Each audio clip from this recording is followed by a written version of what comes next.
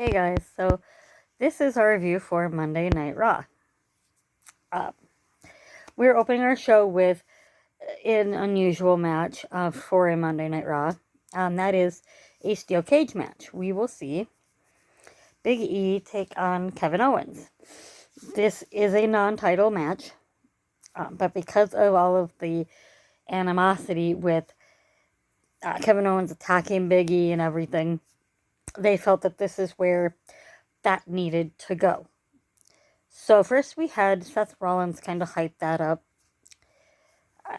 Then we had also heard from Big E backstage that he's ready and he's prepared. He's going to put this thing with Kevin Owens behind him. He's going to hurt him in this steel cage. So that is opening the show. And generally, if we're going to have a steel cage match, you typically would see those more at the end as opposed to starting out the show. But that's fine. We then saw a lot of back and forth between Big E and Kevin Owens in this match. A couple times where both of them attempted and were close to getting out of the steel cage. We saw a moment where Seth Rollins basically slammed the door shut against both Big E and Kevin Owens. At the end of the day, Big E was able to get out before Kevin Owens was, even though Kevin Owens is the one that instigated the door being opened in that particular instance. Afterwards, of course,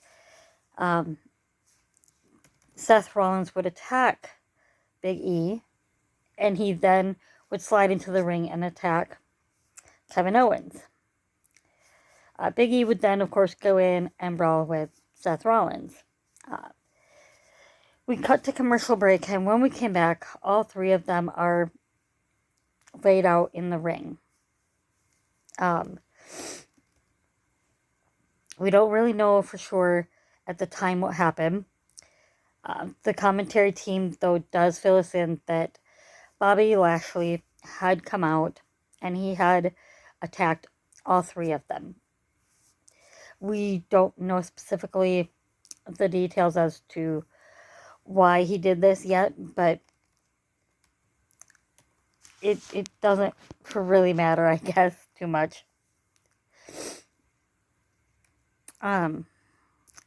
We then have Queen Zelina, and she's taking on Nikki Ash. Carmella, of course, is coming out with Zelina, and Rhea Ripley comes out with Zelina Vega. Or Rhea Ripley comes out with Nikki ASH, I should say. So that match, it went fairly decently. The two got some decent hits in on each other, and they showcased themselves very well. I felt like, anyway. At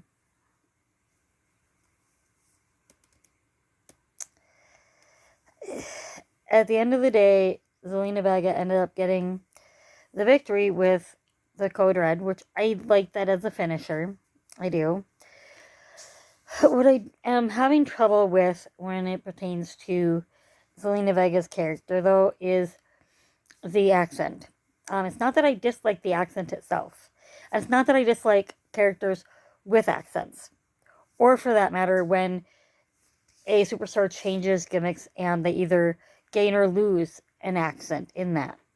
It's the fact that with Zelina Vega, it comes and goes. Sometimes she speaks with it, sometimes she doesn't. And just my personal opinion, if you're going to use an accent, you should use it consistently, and it should just be there or not there. The in and out of the accent, it does not really do anything for me. Her character itself, though, as a heel queen, it works. It's not my favorite, but it's there, and it's not horrible.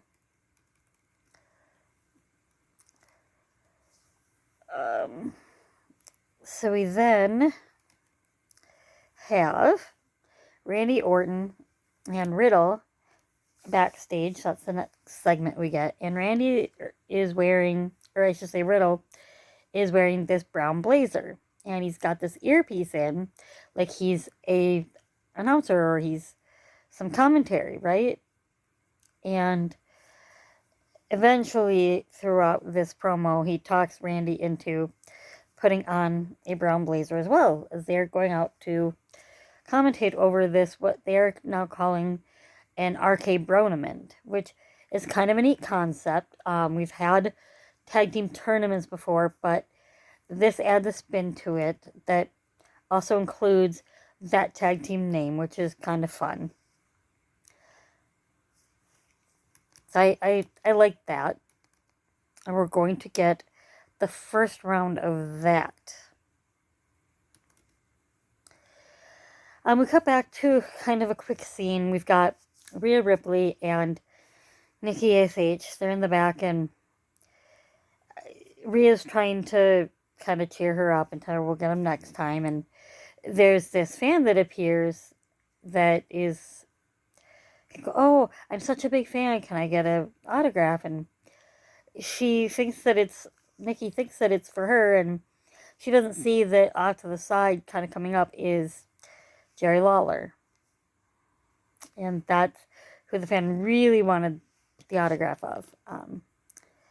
It kind of ends with him saying, "Tough loss, kid," and okay, so this does somewhat start to make sense.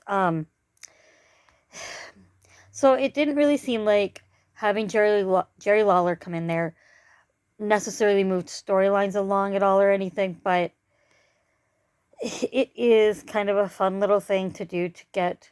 I guess I didn't realize that Jerry was from Memphis, so that does kind of make sense. They would try to at least get him on TV there. I don't know if they needed to do that at the expense of Nikki, but that's okay. So the next segment we have is the first of the two matches of the first round of the RK Bronament. And we see AJ Styles and Omos against the Street Profits. A fun little match. It went back and forth. These are two teams that are very talented, and they each displayed those talents throughout this match. It wasn't super long, but I think it was long enough. At the end of the day, Omos did end up getting counted out. He was brawling with Dawkins. Yes, he was attacking Dawkins, but what he didn't realize is that Ford was the legal man. And so, since Ford was in the ring and the referee had started counting, AJ was trying to get Omos back into the ring, and you need to get back in here. You're gonna get counted out, and well, that's what ended up happening. And AJ afterwards tried to tell him, "Well, you need to listen to me," and that's how this works. We need to kind of listen to each other, and and it wasn't that Omos was mad with AJ telling him this. That wasn't his focus, right? He just wanted to hurt somebody. So he just kind of shrugged and walked off. I don't think that this is leading to a split between these two at all, but you never know really where they're going to go with these things. So Riddle then tries to interview AJ, and he's not really interested in this interview. Then, after AJ walks away, Riddle asked Orton if he wanted to add anything. And Orton just simply says, no. We then switch backstage, to Becky Lynch, and she's being interviewed about this big night. It's a big deal to have a women's championship match on Monday Night Raw. But she, of course, is like, but this is just another Monday for big time Bex. At the end of the day, everyone thinks Liv's going to win, and not really. She goes on about how everybody was behind her at one point, and now they're all on this Liv bandwagon, and so now they all want her to win, and this and that. So the next segment that we see is an open challenge by the United States Champion, Damian Priest. And we are going to get that against Robert Roode, who, of course, comes out with Dolph Ziggler. This was a good back and forth bout where could have went either way at any time, really. It really kind of showcased the strengths of both Roode and Priest. Damian Priest, of course, ends up picking up that victory and retaining his title. Ziggler would, of course, scoop into the ring and attack Damian Priest.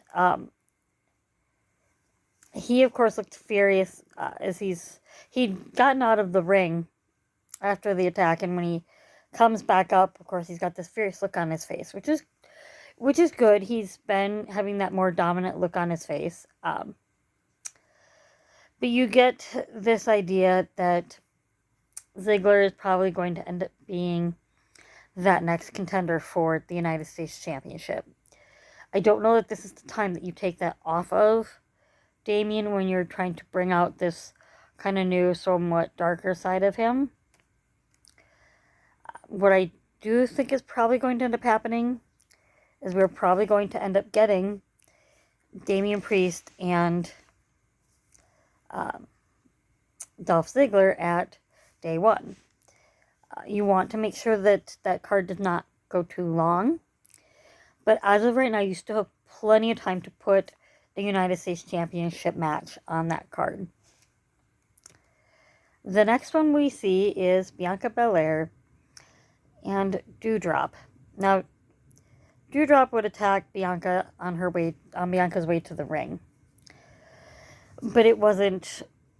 It was just a quick hit from behind, so it wasn't to the point where it was trying to incapacitate her at all or anything. It was kind of a shortish match, but both still looked very strong. The ending was Doudrop, of course, losing the count out. She didn't really want to have anything else to do with Bianca Belair. There was some very good strengths from Bianca on Doudrop. So I think that's been very good. It's been a very positive thing for Doudrop and Bianca. And I don't think that this is the end of this feud. And you could potentially put this on the pre-show for day one if they're going to do a pre-show. And we don't know for certain yet if they will or not. But more than likely we will. We then go to Vince's office, and he is talking to Austin Theory. Vince tells him that he's thinking about putting him in a match that night, and then he asks him, "Did you expect that? Did you expect that?" And Theory's like, "No," and this doesn't really sit too well with Vince because his main focus last week was to expect the unexpected. That's what he was really trying to get through to Austin Theory. So that's kind of the end of that. We go to commercial break, and when we come back, they did a recap of SmackDown. We're not going to go into that at all.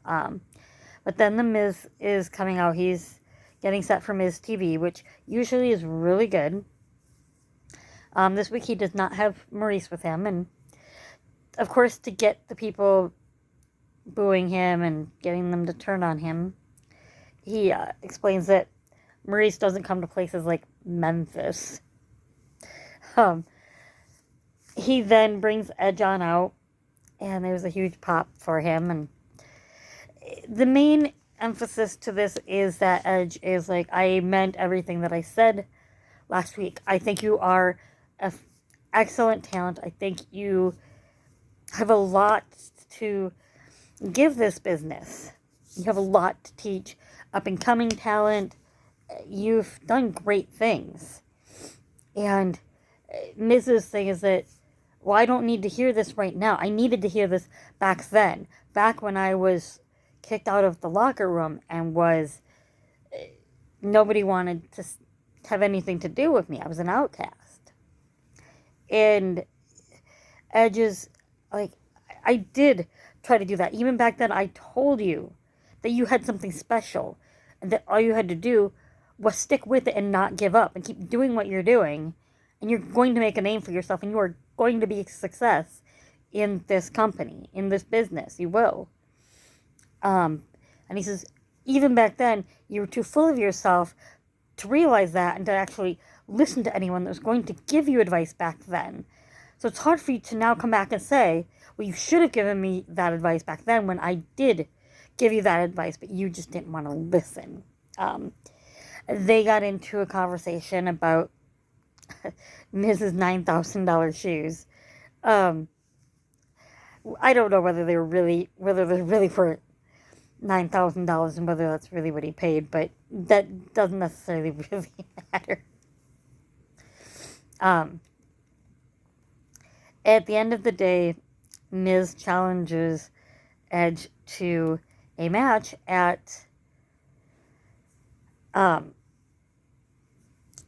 Day 1, and Edge accepts this. So that's what we're going to end up getting at Day 1, and that should be a really good match. It really should. We then go backstage, and Sarah is interviewing Liv Morgan. She's obviously very excited for this opportunity, and it is huge for her. This is her first championship match. It's on Monday Night Raw. That's huge for any superstar. So she's kind of getting prepared for that. She's feeling pretty confident. We then get to the second match for the first round of the RK Bronament. We are seeing Rey and Dominic Mysterio taking on the Alpha Academy. I do not remember whether Randy came out for this match or not. It may have just been Riddle, but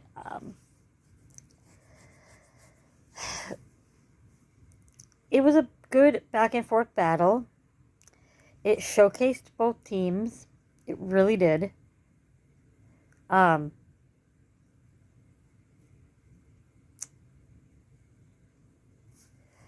thought that was very interesting. They let Dominic pick up the win there.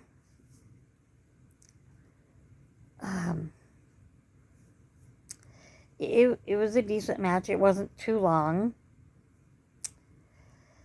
So what that means is that we are going to get Rey and Dominic taking on the Street Profits. That will happen next week. And then whoever wins in that match will go on to face RK Bro. And it looks like that will be at Day 1. Okay, so right here we do now have confirmed that there is yet another match that will be taking place on Day 1. So that will be 2 tag team matches for championships at Day 1. We just don't know whether it will be the Mysterios or the Street Profits taking them on. So once again, Riddle tries to interview Chad Gable, and Otis just slams him, just essentially power slams him. He wants nothing to do with it. We then have back in Vince's office is the next segment, and he's on the phone, and while he's on the phone, Theory's doing jumping jacks, and when he hangs up, he tells Theory to have a seat and says, well, we're not going to be able to have you in a match tonight, so you're going to have to come up with another way to impress me. Well, okay, Theory thinks, if I open up my jacket and do some more jumping jacks, since I can do this all night, that will help. And no. Vince tells him to stop. You're going to need to use your brain to come up with a way to impress me. So with a big grin, Theory goes off. We don't really know what is in his mind, what he's thinking might impress Vince. We then have Finn Balor versus T-Bar. It didn't really have necessarily much importance pertaining to these two individuals. Neither of them are looking at this point to challenge for anything. And I don't know if there's necessarily a feud behind it at all. It wasn't a super long match, and it didn't have to be, because it didn't have a super big amount of importance per se. Finn ends up picking up the win with the coup de grace. The important part of this match, and the main reason that it took place, was so that Austin Theory could then come out and he hit Balor with the ATL.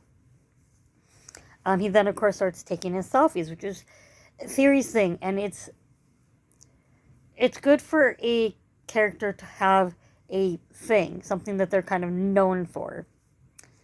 It helps kind of set them apart from others. So it looks like he then started sending these selfies to Vince, hoping that this is a way to impress Vince McMahon. Our next segment was a 24/7 segment. It did not feature necessarily any matches at all. Dana Brooke is back there. She's kind of talking to some of the guys. They are not trying to go after her at all. But then Tamina is trying to come after her because, well, she's another woman and she really doesn't care. She'll go up against her. It doesn't bother her. But Reggie gives her that heads up and she was able to get away from Tamina. We then get our main event match. Now, this main event match is big in several different ways.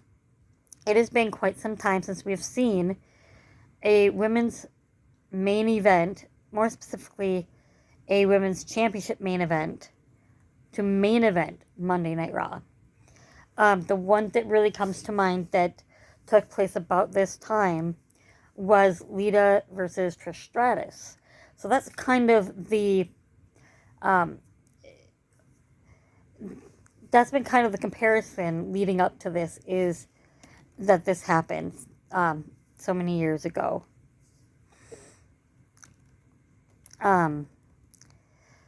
So we have this match, and it goes back and forth. Now, before the match, there is a very good video package for Liv Morgan that makes her look very strong and like a good competitor for Becky Lynch. Like, she could legitimately take this title off of Becky.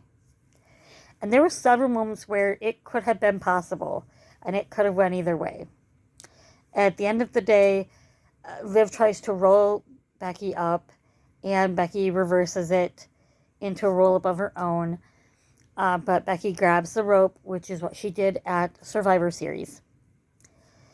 Several people were not very happy with this ending. Personally, I didn't mind it. And here's why. This is a long-term booking aspect, okay? Now, they could have just put the title on Liv Morgan, and I would not have been upset about that. I do believe Liv should be that one that takes this title off of Becky. I'm a huge fan of Becky Lynch. I am.